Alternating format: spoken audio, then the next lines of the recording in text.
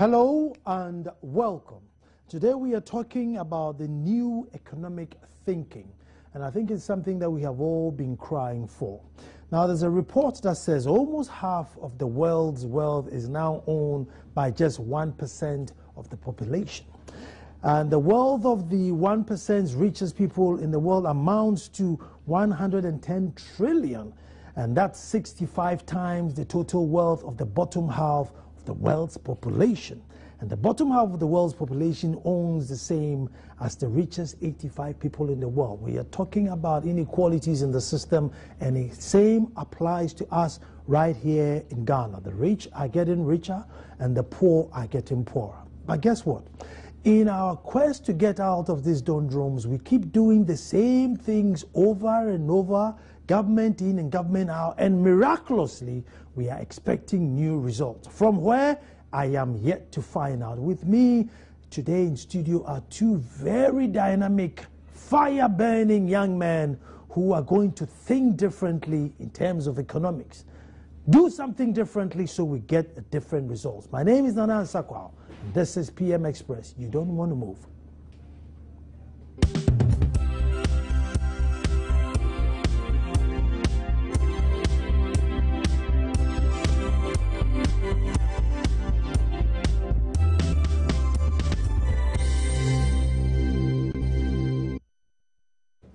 Thank you very much for staying. And as I said in the intro, new economic thinking. Don't we need that? How many times haven't we heard leaders of our nation, people who real power telling us that this is a gorgeous bag economy, and unless we add value to whatever it is that we are sending out, we will never ever be rich. And as I speak to you now, I think we are even perfecting what gorgeous bag did. Are we ever going to get rich or turn a new leaf when we're still doing the same things over and over again? With me in the studio from my immediate left is Paul Frimpong, a chartered economist. He's not new to the show. My own brother. Happy New Year. I haven't seen you this year. But today he's brought with him his brother, who's Patrick Stevenson, who's a director for the Diasporan Relation for Young Professional Economist Network. Patrick, you're welcome. Thank you for having me. Me, I'm a traditionalist, so I'll charge you ambantem. So those who come late are fined a bottle of something. Yeah. But Paul, I will start with you. Just a brief Young Professional Economic Network. Briefly, what do you do before we even launch into? So the Young Professional Economics Network is a group of young professionals. The name sounds economists, but mostly we have other professionals. We have lawyers, we have accountants, we have architects, we have graphic designers, IT specialists. And we are charting a new course of what we call the new economic thinking. And we have chapters all over the world.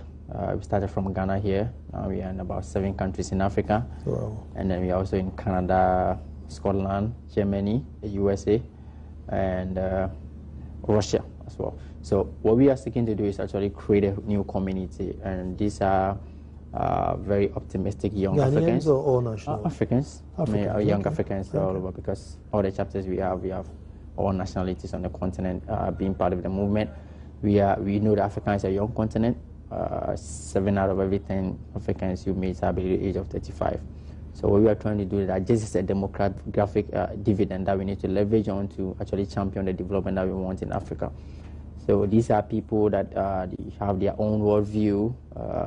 If you are growing up, post independence era, 1990, 1980s, late 1970s, you realize that things have actually changed over the period. So these are people who have their own worldview. If somebody is living outside Africa, the person has a worldview. When somebody is living on a continent, the person has a worldview. But we need to create a common platform where all these professionals, wherever they are, can come together, leverage on their optimism, looking at some of the positive changes seen on the continent, to actually create a new movement that are going to come up with new ideas that are going to transform the continent of Africa. So the transformation of Africa is at the core of whatever we are doing, and we want to influence economic policy decisions on the continent. So because politically we are good, but economically that's where we have the challenge. So what are the new ideas? So our new economic thinking is actually which is something which is multidisciplinary. So when we meet to share the ideas or come up with a new economic thinking, we are looking at getting perspective from all these professionals. That's going to make it a whole. Because you're looking at a system where a lot of factors are affecting the economic policies that we make, but we don't include those factors in those policies that we make. So definitely we're going to deviate from the result that we are anticipating. So how best can we get all these young professionals from all over the world? So we gather, we meet, we share ideas, and then we can influence policy on the continent. Well, let's stay in the continent a bit. I mean, is your generation the one that's going to break down our imaginary borders so that we can trade amongst ourselves? Is it going to come from this group? Yeah, indeed. As part of our strategy, so somebody says, hey, you meet to come up with ideas and what next? So we have synergy at the core of whatever we are doing. So how best can you connect the young professional in Ghana to the young professional in Tunisia?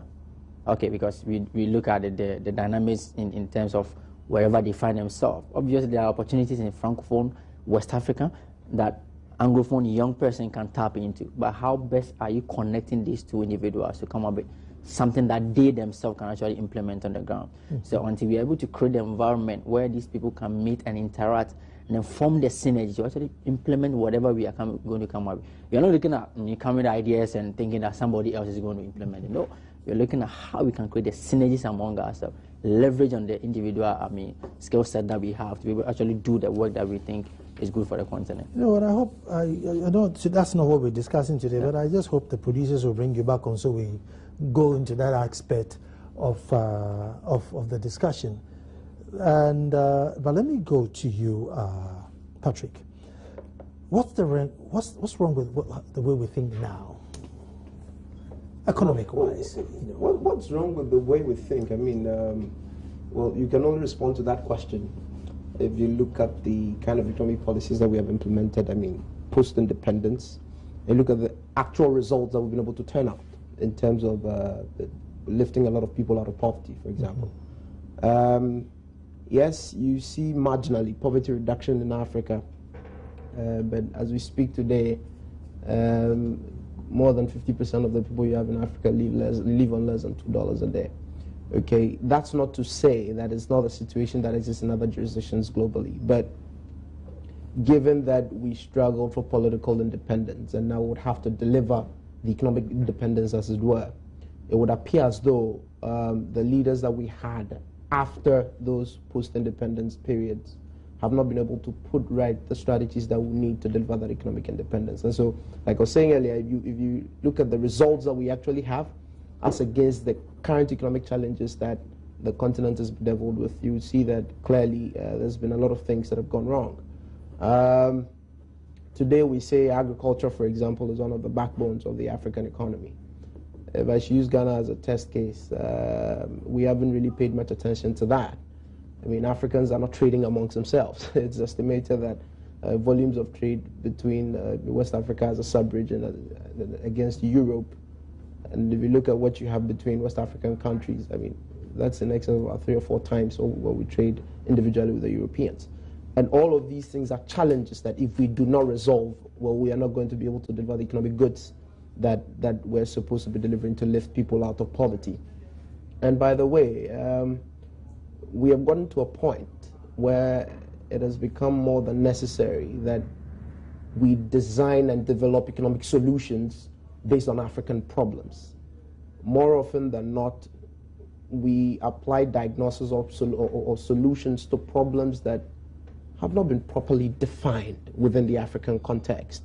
And so that creates or renders these solutions ineffective, if I can call them so, because if we are supposed to be dealing with something like maternal health, which has serious economic implications, and you're building them on societal hypothetical situations that are not pertaining to Africa. Okay, you look at traditional African women, they have peculiar needs which must feed directly into the kind of policy design that you're putting across that affects them economically. And today we're having programs in Ghana like the Lead Must Work and other interventions. Have these programs been designed based on the traditional African context and hypothetical situations? Because if you get that diagnosis wrong, well, then the solution is going to be wrong. And so some of these things we believe have resulted in ineffectiveness of the implementation of policy.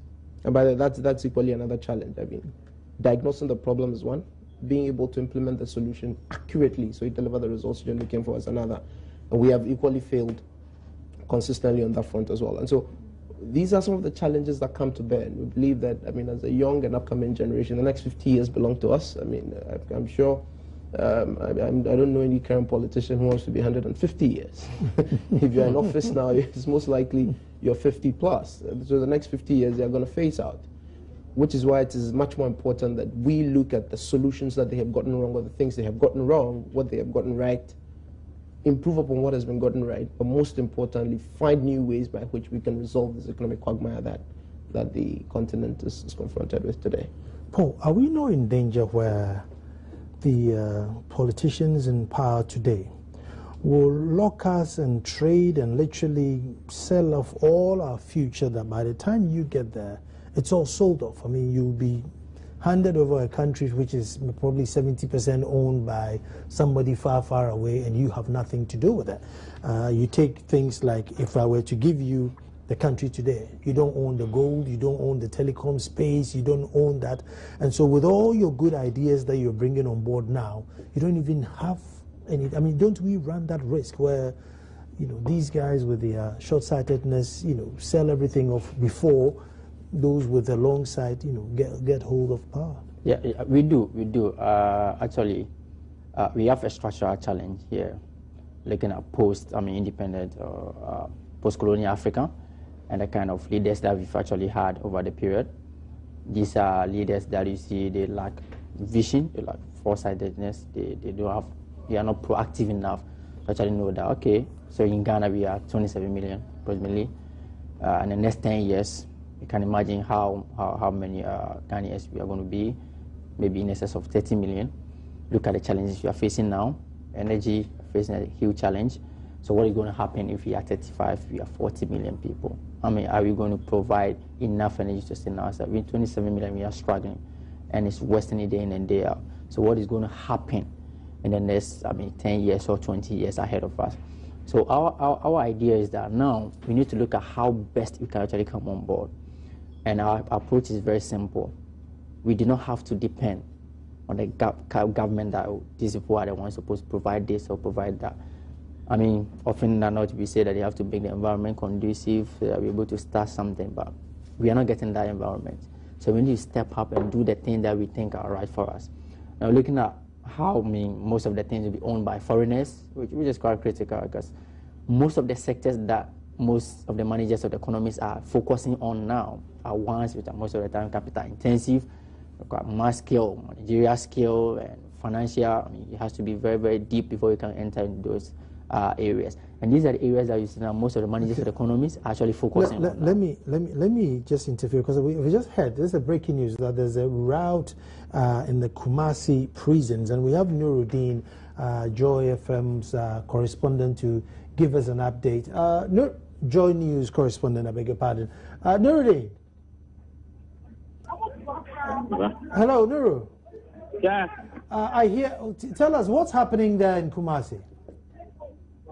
Well, the information we had here was that there was fire at one of the hall B, and then so the prison service personnel had to release the prisoners, the inmates, into the yard. And when that was done, suddenly something happened, and then the prisoner, the inmates, started throwing stones, and then started throwing objects at the prison service personnel. And so, as I'm speaking now, we are having the fire service personnel here, we are having the police service personnel also here, and we are having the military here trying to calm down things. It's very serious here.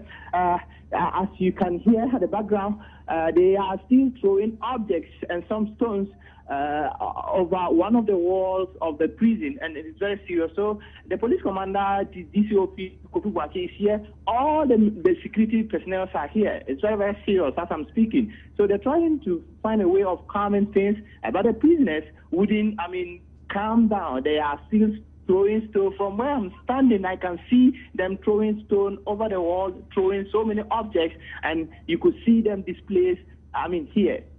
But what could have triggered such anger? If there was fire and they were moved to safety, why are they so upset? Well, the information I gathered earlier was that the prison service personnel wanted to release them, because then if the fire was serious, it could affected them. So that was the reason why they released them to the yard. And I am thinking that it could be because of the fire. There were fears that the fire could get to them, and that was how it resolved. That's why I'm thinking. But for now, I don't have any information, any reliable information that was exactly what caused. But we are trying. We will get the necessary information as to why these prisoners, this inmate, throwing stones and struggling with the prisoners. Now, the security personnel have been able to go inside, and I think the place is somehow calm. We cannot hear the gunshots now, because there was these warning shots and all that we cannot hear. But it's very serious, Nana. You may not know this, but were they released to the yard, quick enough? Maybe they are upset because they were kept in the room a bit too long. Nana, if I hear you, you're asking whether they were released to the yard. Yeah, quick enough. I mean, when they sounded the alarm for the fire, were they evacuated quick enough, or are they upset that maybe they were still kept in there while the fire was raging or about to? Nana, for now, we wouldn't be able to know until we get further information from the prison personnel. But we are told that they were released into the yard because of the nature of the fire. I asked one of them who told me that it was very serious. The fire was very serious, so they had to release them to the yard. Okay. Well, Nuru, keep an eye, and if there's any update, if you let us know, we'll also alert viewers. But that's what's happening. There's a fire raging in the Kumasi prisons. The prisoners have been evacuated to the yard, but somehow something has triggered off, and they are not very happy. But as soon as we find out why, we will let you know.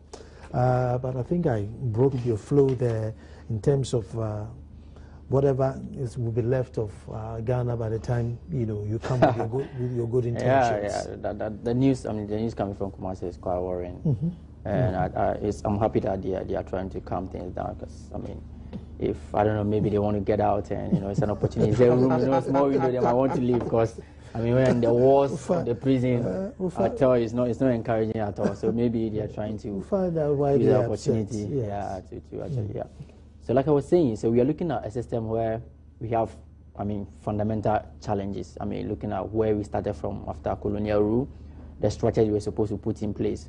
So now we have managers of the economy trying to look at sectors that they think will get more money, easily, in the easiest way. So, and these are most of the time the areas that are very capital intensive, require more equipment, technical knowledge, and what have you. And these are all things that have not developed to that level.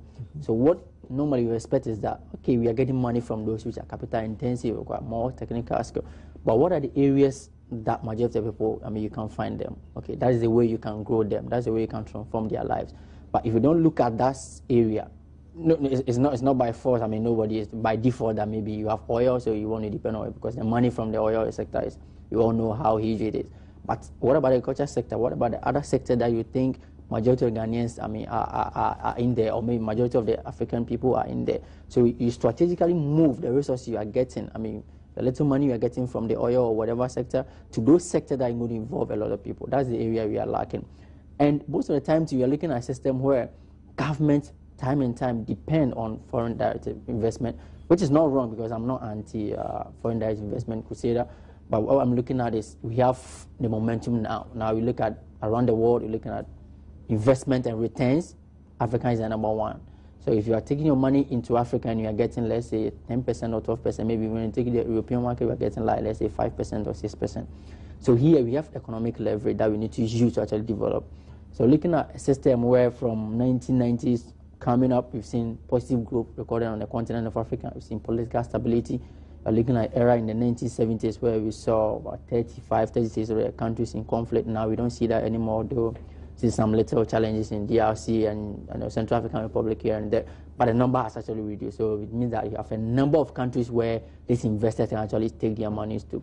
So now you're looking at a system where you know that these people are going to bring their money because are now positioned to actually make their investment grow. So leverage on that to say that, okay, you are bringing your money here, that is fine, but for now, these are our priorities. These are the sectors we want to develop because these are the areas that we think we can get more for our people. In that way, when they come, they are not taking everything from us. We are actually getting what we want. That is the way that they can use to actually save the future for the young generation. They are not doing it though. We all see the challenge that we are facing. It all falls down to the fact that people come, by the end of the year, they repatriate all their profit and we left with nothing. Okay, so these are issues that we are trying to look at and say, no, this is where we are. Going forward, you see government depending on foreign direct foreign support to support their budget. And these are countries that also have their own challenges. So if you're depending on them to come and support your budget, to bring you money here and there, their taxpayers' money to come and support your budget. For the past 50, 60 years that we support you, what have you used the money for? Okay, so obviously because they are partners, maybe when they support you with, let's say, $20 million, they have their companies coming in free of charge, which is going to get them like $100 million. So that one, they will give it to you free for you. But how best are you using that money to develop your people? That is the issue. So we're looking at a system where we have to make sure that we do not depend solely on some of the development assistance, but we look at how to, and if you don't want to depend on this development assistance where, you are always looking for foreign direct investment, it means that you have to develop your internal structures very well. You have to develop your own industries, that you will be paid tax or whatever means that you are getting resources from them to be able to sustain the economy. Exactly. I'm going to take a break here. Now, when I come, one thing we're going to look at is the disparity between the haves and the have-nots and how wide it is. Is there any way we can close that gap, and how? Don't move.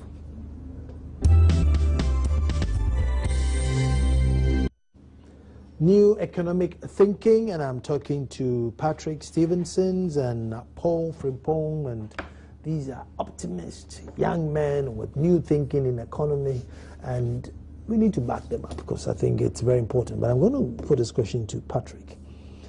How do we close the gap between the haves and the have-nots? Because just like the statistics says worldwide, I know it's everywhere, but you see, if let's say I was in London and my next door neighbor drove 10 Rolls Royces, I really didn't care because I had all my basics.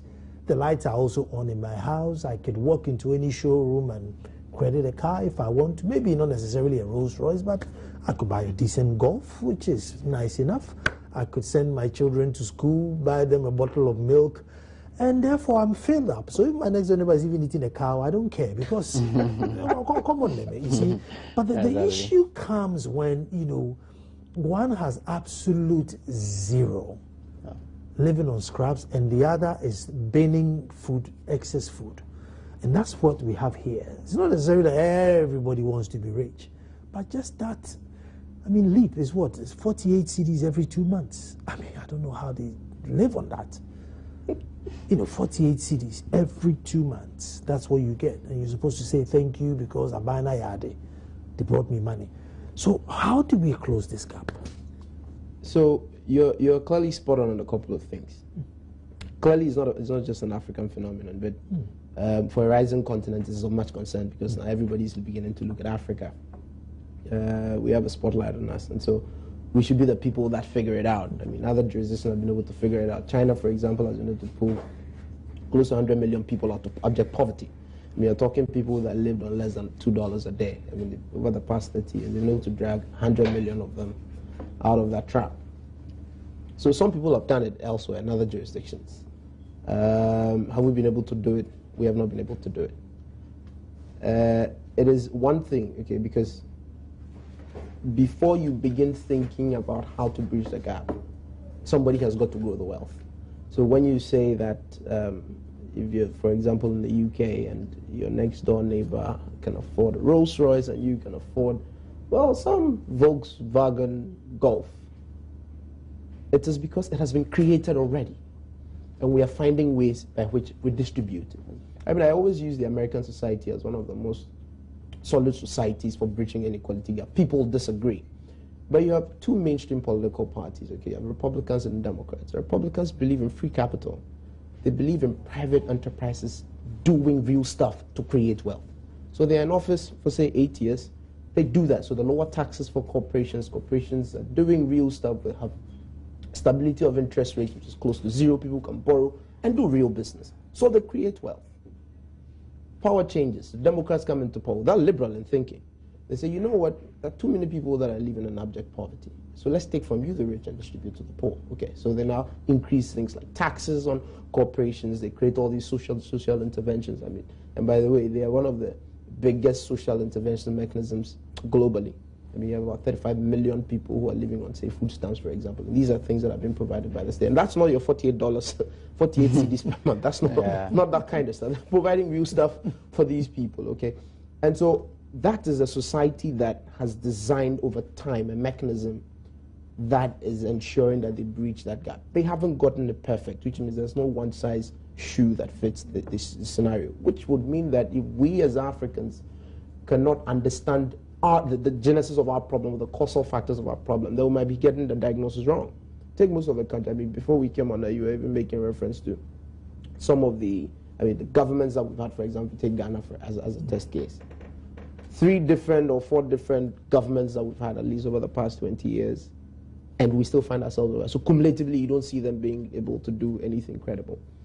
Bridging the inequality gap, to respond more specifically to the question, is not about, I mean, in our case, I don't see you taking from the rich and giving to the poor to be the solution. LEAP is one of those, where we think we have to tax people, get money put in a consolidated fund, and hand them out. You're giving the person the fish, you're not teaching them to fish. That person lives in a community that is extremely agrarian. There's no road that transports the person's product to the farm, to the market for the person to exchange that and get sustainable economic livelihood. I mean, how long are you going to be running LEAP? How long are you going to be running any of these social interventionist programs? It's not sustainable. And that is where the thinking should be geared towards. I think we live in a part of the world where anytime we have talked about bridging the gap between the rich and the poor, we quickly focus on taking from the rich and handing it over to the poor. That's not sustainable. That's not going to deliver the goods we're looking for. And so ensuring that we have the right infrastructure developmental projects you have in the rural areas, for example. Today, if you move into some very remote areas that you might ordinarily want to move to, you can't have access to basic things that helps you do business. As I speak to you today, if a railway line is constructed right from Accra to places like Tamale, you will see the volume of decongestion that will get in Accra. You see the number of businesses that will spring across that entire road. Look at when you get to places like in South, see what is happening there. I mean, most of these business communities that you find across most of these major infrastructure developments that ensure movement of people and goods have added value to these local economies. So you don't have to get a government going into that jurisdiction and handing money to people. It doesn't work that way because it's not sustainable. And so you need to begin to think about how to develop the local economies. I mean, during the lecture series, some statistics that will go very staggering. I mean, if you have 57% of the people of this country, the active labor force, being in agriculture, okay? And that sector produces, in 2011, less than 1% of the total output of this country, okay? And we assume that what you produce is what you actually earn, because if you don't produce anything, you don't sell, so you don't earn income. If 57% of the working population are growing less than 1% of output, then naturally, by the very structure and fundamentals of the economy, those people are poor, even before we start looking into the numbers.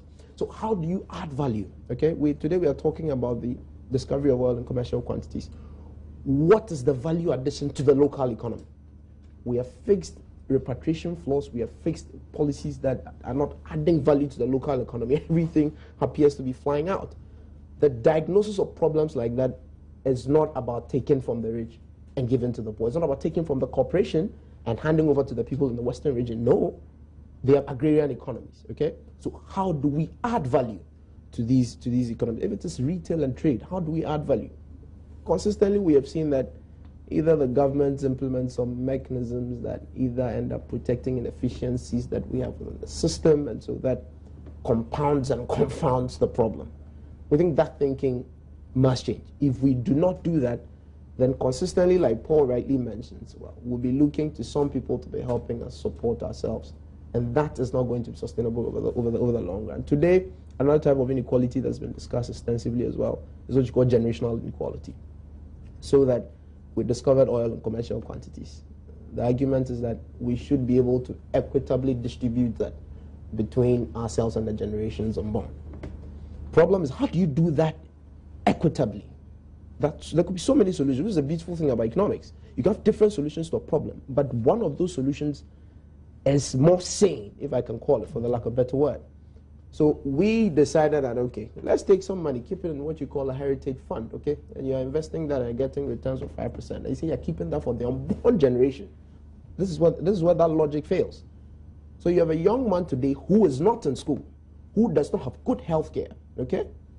That person you're saving the money for to come and use for what in the future? Because that person is not going to be able to transform himself even when you're given that resource. There are lots of examples like that. And so we think some of these diagnoses, which we expect to equitably distribute wealth in society, might not necessarily be the way to go. Invest in education.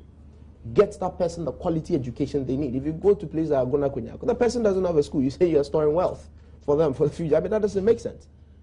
Put up a school there. Quality school, by the way, not what we see in the public sector today, where public sector officials are taking their kids to private institutions and patronizing private healthcare. That's not what I'm talking about. Get the quality education, transform that human being, and they will be able to innovatively add value to the. Today, if you look at the economy, you clearly mentioned at the beginning of the program that we have a Guggisberg economy. It hasn't changed. I mean, I've studied the structure of the economy from 1970. Nothing has changed. We have just added telecoms. We have expanded telecoms a little bit. We have increased the number of financial services and financial institutions a little bit. Now we have oil and gas and commercial quantities, but the structure hasn't changed. And what you consistently see is that agriculture seems to be going down, which employs a lot of people in its contribution to output. And then you see increases in things like services. And so the more people get educated, the more innovative they become about finding economic solutions to the problems that we have. And I think that is the way to go, rather than this cash handouts, because I mean, the cash handouts clearly haven't delivered the goods. I mean, how long are you going to be giving some woman in some market, how long are you going to be giving her money, and how sustainable is that? I mean, the things he has, he's even importing them. So he's exposed to all kinds of, I mean, the entire economy is exposed to all kinds of international trade risks and forex risks that we have. And so some of these challenges, I think, if we begin to look at them from the Ghanaian or from the African perspective, we might have better diagnosis. We agree that in some jurisdictions, some solutions might have worked. I mean, if you take Norway, this generational inequality I'm talking about, they went the way of the Heritage Fund. But they fixed education, they fixed healthcare. Yeah. So today you have people from Africa patronizing education and healthcare from most of the Nordic countries. But they had to fix those social interventions. They had to fix them. You don't fix them, you're storing wealth. What are you storing for? That person's going to pick up arms and kill you if you don't fix them. Which is very true. And Fadama is brewing seriously. And you see, now Patrick just made me sad, right? Because everything that Patrick has said now, I can bet my bottom dollar if I went to the Flagstaff house today, they'll take all the boxes and say, yes, we know it. But the danger, you see, what the danger is, knowing what is right and not being able to do it. I mean, if you didn't know, you know, I would say at least he's doing his best. He doesn't know. But for a nation to sit down and know the solutions to our problem, and yet still sit down and don't move it. Because you see, we are here talking about an economy, and then you're wondering, how are we going to run the economy with no lifeline, i.e. energy? You know, how do you run an economy without energy? And, you know, I don't believe that any government or any minister or any worthy source did not know that you can't talk about industrialization and all this big English without energy. Exactly. But yet still, you know, we are here rationing power and talking about industrialization and all. I love English because you can just use it freely. You know, that's the good thing about, you know, industrialization, the growth, it's better and this and that and this. I mean, I don't know. So, I mean, after listening to Patrick's speech, we don't have energy. The differences in schools, if you are able to go to the Dadaba schools, you're better off. If you're not lucky, then you're doomed, you know. So in today's Ghana, you can look at a child and 90% predict that, as this child is doomed. You can 90% predict. Just go to a village, look at a child and say, Uncle baby, and you'll be 90% right, unless some lottery comes and he's able to escape the net. No, it's true. It's true. But, you know, so how can in 20, you know, I keep saying the 21st century is 15 years old. So where do we go from here? You are the young ones. Yeah, I think everything, economics and growth and what have you, it's all about transforming the lives of the people. Talk about infrastructure, talk about education, talk about health, energy, all the numbers, you can spew it out, but I mean, what is the end result? The end result we are trying to look at is how best you can transform the lives of the people. So you have a system where we are looking at energy being very critical. It's one of the top most priority in terms of infrastructure development in a developing economy like Ghana. Very, very critical. And you failed woefully on that. And I mean, some people are asking whether there's a light at the end of the tunnel. I think there's, I don't know how to put it, but the case is that we need to look at how best we can actually translate all the good stuff we've been seeing happening on the sub-Saharan African continent into real-time improvement in the lives of the people. Okay, so Patrick was trying to look at how, improvement of education, healthcare system, to empower people to actually create their own wealth, because if you don't create a world, you don't think about inequality, you don't think about anything. So how are we able to empower the people to create the world that they want, because that is a sustainable way of developing the people. So I don't pick from one end and give it to the other end. That one, you're creating a whole challenge in there. So first, you are going to demotivate those who are actually trying to make it, because the moment you get to the top, you're going to pick from you and then give to somebody down there. So that is going to create demotivation on that side. And then also, you're not going to actually motivate those down there to actually climb up, to do their bit to actually sustain themselves. That's the issue. So this whole issue about inequality, this whole issue about energy, supporting your industries, because most of your industries are small and medium enterprise. So if there's no energy, there's no power. You now look at Ghana, we are looking at 12 hours light and 24 you are off. So in the whole 24 hours, nobody's going to work or what. These are all issues that we need to look at. But what we are trying to say is that from time to time, we know that these were failed and they're still failing, and the possibility that you're going to fail, going forward as well. So don't be a prophet of doom. Okay, so we were trying to look at that. No, we have to, pick up, the space and actually do something on our own. So that is why we are creating this platform as the Young Professional Economists. That's why we are creating this movement. These are all fantastic young Africans. Like I said by saying, when you are part of the 21st century, people, you're looking at the time where I'm growing up, I never witnessed 1983, hunger in Ghana. I never saw disease, a lot of diseases, in Ghana, where people were dying.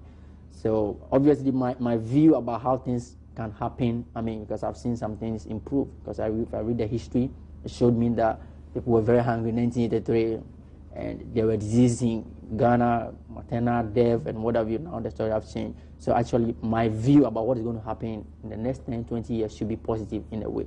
But when it gets to that point where people are discouraged going forward, that, as a young person, I do not have a future, because even now, a crisis. Let me come in. You see, when you say people are discouraged, I'm a pessimist, and everybody sometimes.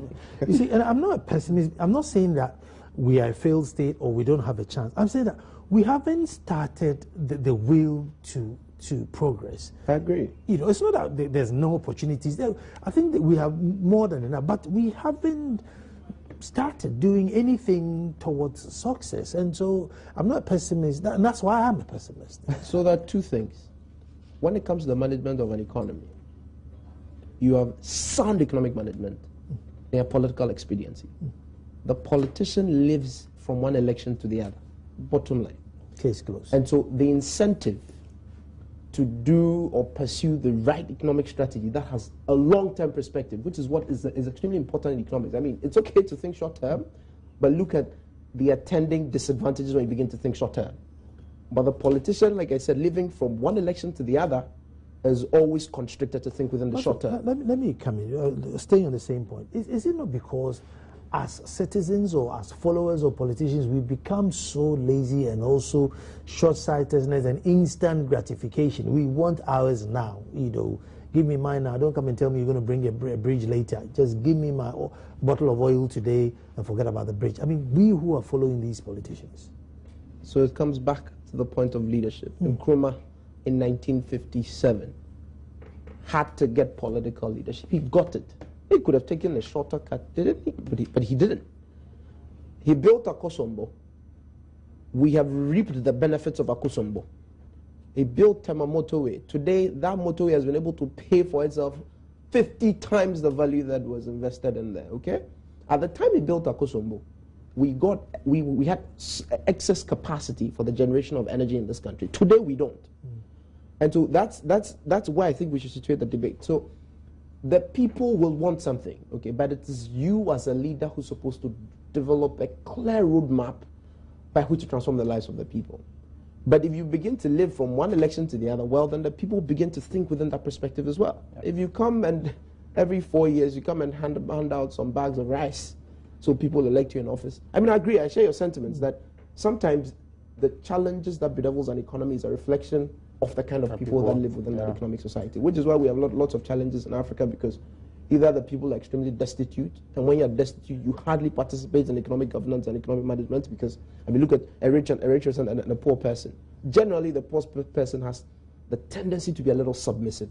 I mean, I agree there are some people who are outliers at some point, but there's somebody who is generally going to be submissive, and so it goes to the dictates of what the political leadership is going to be. Yeah. Which is why growing of a middle class is extremely important in 21st century for the transformation of every economic society, because they are the people that can ask the right questions about any kind of system of governance that delivers results.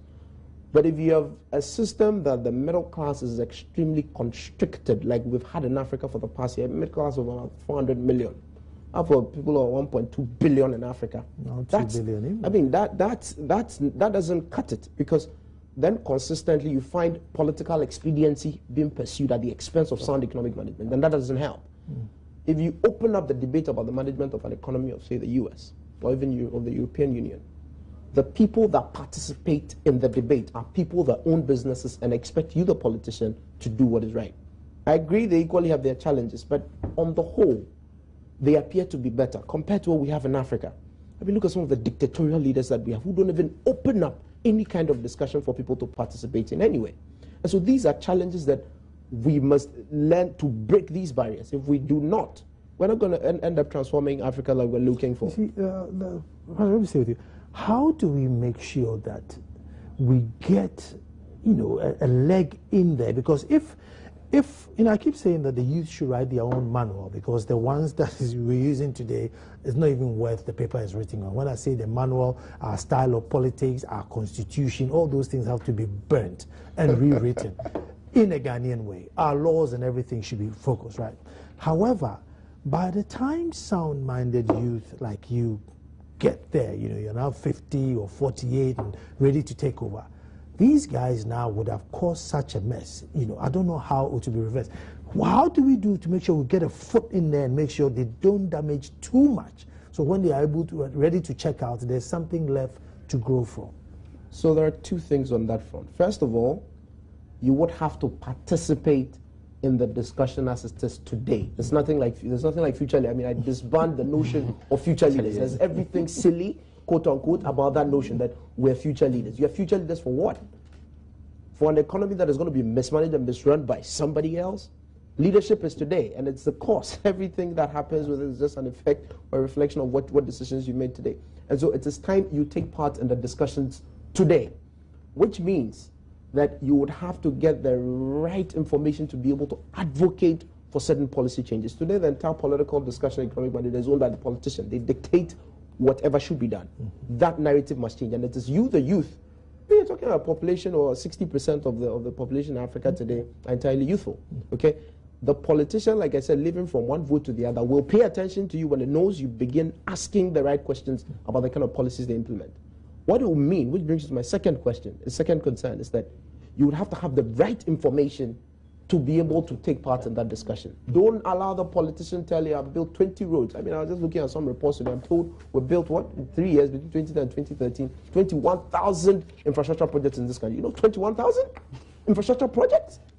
That is, the construction here circles one.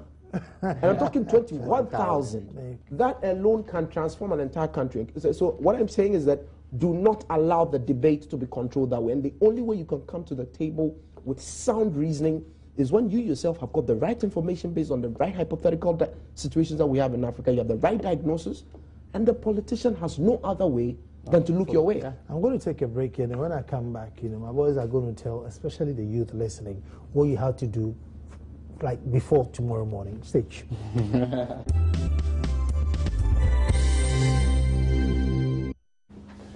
New economic thinking. And I hope that, I know it's late, but I hope I have quite a youthful viewers out there listening and getting inspired as to starting now, because it's been my worry. But, you know, I think I've been advised. I mean, what are you talking about, the future? Where's the future if you don't start now? So if you're out there listening, Paul, I'm sure you need to rally out like-minded youth, where to find you, how to join this squad, and, you know, what to bring on board to own the continent once and for all.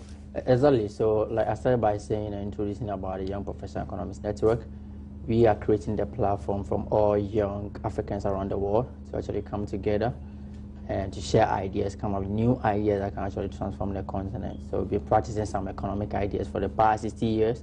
We're not getting the result that we desire. So what is the way out? What is the new way? We want all young Africans, wherever they are. If you're in Ghana, you can just go to our website, www.ypenetwork.org. To be Say it again and slowly, please. Okay, www.ypenetwork.org. That is youngprofessionaleconomicsnetwork.org.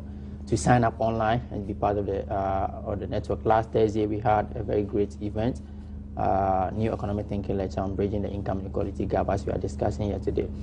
So the way forward is that we need to involve the young people. We need to come together as young people. We need to share ideas, not just share ideas, form the synergies and actually implement those ideas that are going to come up with whatever discussion that we are going to have. And that is the way forward. That is the way we can transform the African continent. You see, one thing that I find is how politically drunk that, you know, the society has also become.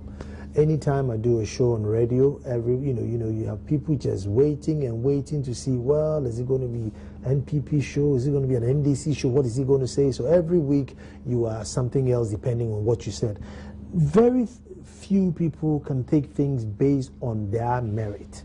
And at every given time in our governance, if you have common sense, you are opposed government. There's no way any sane person today can say, oh, Dunso is not right. They know your MPP. Equally, if Kufuor had been the president and this situation had come and you saw it, oh, when you're NDC. You know, that's what. So how do you form this group and then think, because anything that's wrong today means you are opposed to government. So how do you form this group and let people know that, no, we're just dealing with the issues and, you know, so be it, what's behind it? How do you do that? Well, so a couple of things. I think to begin, we have to start dispelling the notion that anything sound reasoning means you are anti-government. Yeah. Indeed, historically, it's been proven that the people that have driven societal change have always been people that are in the minority. The majority does not have the incentive too, because you're the guy in government. You might not have all the data sets and all the variables at your disposal to be able to diagnose a problem. But there could be that person who's sitting in his office, sitting behind a desk, and has been monitoring the phenomenon for a very long time. And so these are the people that change the way the society is going. And so to the youth, the only way to get out of this is to begin to realize, I mean, we have to come to that personal realization that, look, the future belongs to us, and it cannot be dictated by the current political class. I agree, with the political divide we have in this country is crazy, to the extent that we can't have a sound national economic discourse, or any discourse for that matter, without necessarily roping in somebody belonging to a particular political party or the other. In any case, we've had a cumulative effect, at least over the past close to 30 years, of both major political parties. And why are we? Today we're having power being switched off and on anyhow. And so what it means, therefore, is that as a youthful individual, it behoves on you to begin to look for alternative solutions, not what has been dictated by the political party. Indeed, if you look at all the political parties and what they promise to provide, they're not different in they're not different in many ways if you review them. The point is that there are hard economic realities that we are confronted with, which is why a movement like what we're doing is extremely important. The interesting thing, though, is that historically we have treated economics as a dismal science. So it's only reserved for some professors, some gray-headed individuals who build models and they test the models and the models are approved and they shelve them. That age is gone, because all those solutions that we have on the shelves of ESL, Economics Department of University of Ghana, KNUS, and all of those places have not delivered the goods. That's the reality of the situation. And we have gotten to a point where we have to move that discussion and make that discussion real. And the only way you do that is to involve the political scientist, because economics has to interface at some point, the sociologist, because it interfaces at some point. Even the scientists, the medical doctor who's sitting at Korle Bu and saving lives, today power has been switched on and off. The effect is that, yes, somebody's going to lose blood, some patient is going to die. And so that debate must be a collection of individuals from various disciplines, various backgrounds. This is the only way we can get the sound economic diagnosis that we are looking for, and not necessarily belonging to any specific political party. And so if you're youthful, the only thing you can begin thinking about are solutions that deliver the public goods that we're looking for. And the only way to do that is to begin asking the right questions and having the right information to Patrick, do so. Thank you very much. Paul, thank you very much. That's been very insightful.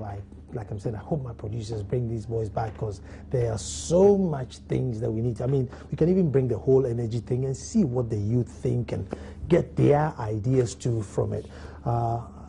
Today is Wednesday, so on Thursdays, those who follow me on Joy FM, that's my opinion between 2 and 3. Tomorrow, my topic is let there be light. But for what do we need the light for? And I'm sure when I said everybody's going to kick me and think, what do you mean, what do we need the light for? But tune in tomorrow between 2 and 3 p.m. And I'm saying, let there be light, but what do we need the light for? Thank you very much for watching. Tomorrow we'll be back to do it all over again. Guys, thank you very much. Thank you for having me.